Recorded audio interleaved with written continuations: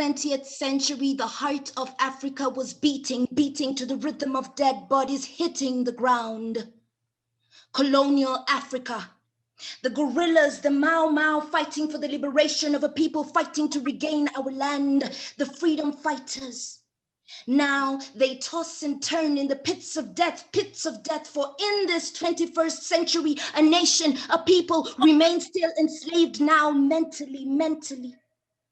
Political leaders find laughs in puppetry, like marionettes controlled by the West. Yet, when they sleep at night, they have nightmares, sleepless nights, for in their nightmares, the guerrillas, the freedom fighters, the Mau Mau emerge. Our political leaders then awake and erect statues all over the cities in an attempt to appease the spirits of the freedom fighters, the Mau Mau, the guerrillas. Yet they still have sleepless nights for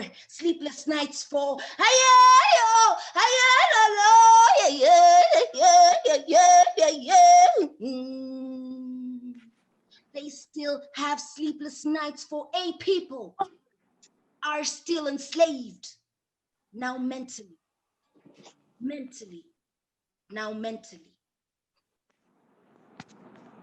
Unpopular truth, it's talking about the freedom of expression for African journalists, like what's happening in Zimbabwe and all over Africa. Yeah.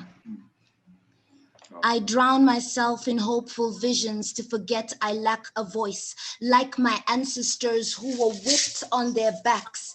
Independence Day, we became the prey. Nations were born, but freedom of expression remained gone.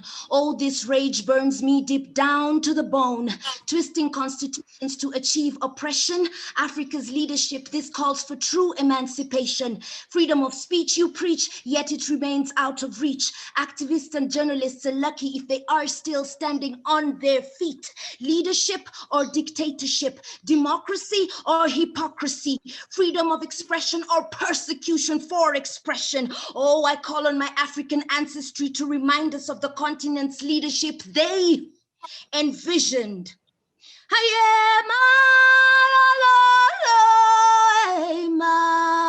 Oh, come Lumumba, oh, come Madai, oh, come Nyerere, oh, come Biko, oh, come Kuruma, oh, come Gaddafi. Come and see what our leadership has become. Come and see if this is the Africa that you envisioned,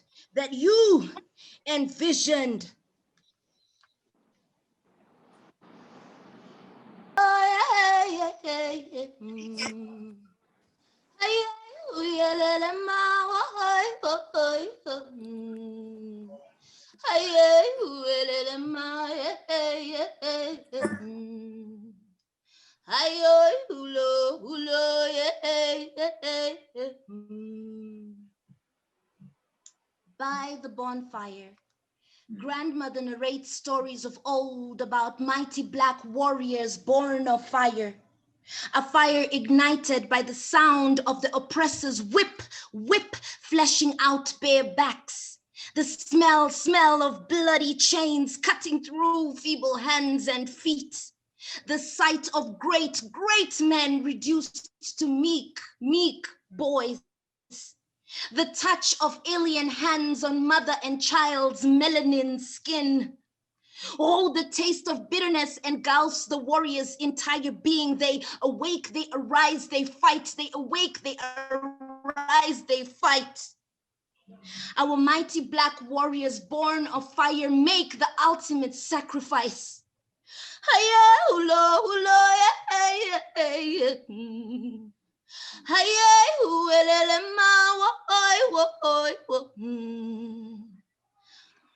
By the bonfire, we, their descendants, still know no freedom. Our senses know no freedom.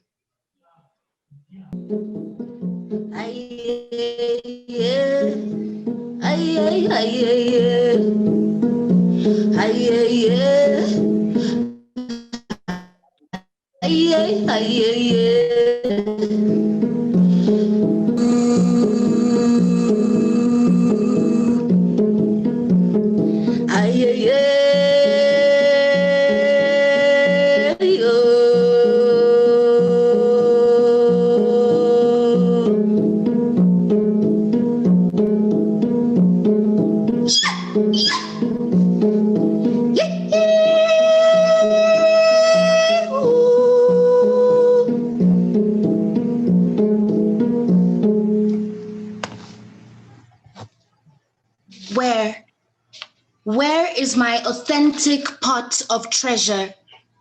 Everyone knows the pot of gold is at the end of the rainbow. But rain and shine, I tirelessly inquire on the whereabouts of my authentic pot of treasure. Bow and arrow, they fought for our liberation, but who took possession of my authentic pot of treasure? In my dreams, I hear my treasure wail, hello! Wail from cold winter nights in foreign lands. My treasure wails, for it wills to fulfill its purpose of adorning our African kings and queens. It desires to inspire our children with African philosophies and guide their life trajectories. Yet, it is caged in foreign flashy places for audience thrills, foreign flashy places for audience thrills. Western world, Western civilization in the world. We need our African treasures to adorn our kings and queens and to guide our children's life trajectories. Bring back our African treasures from flash.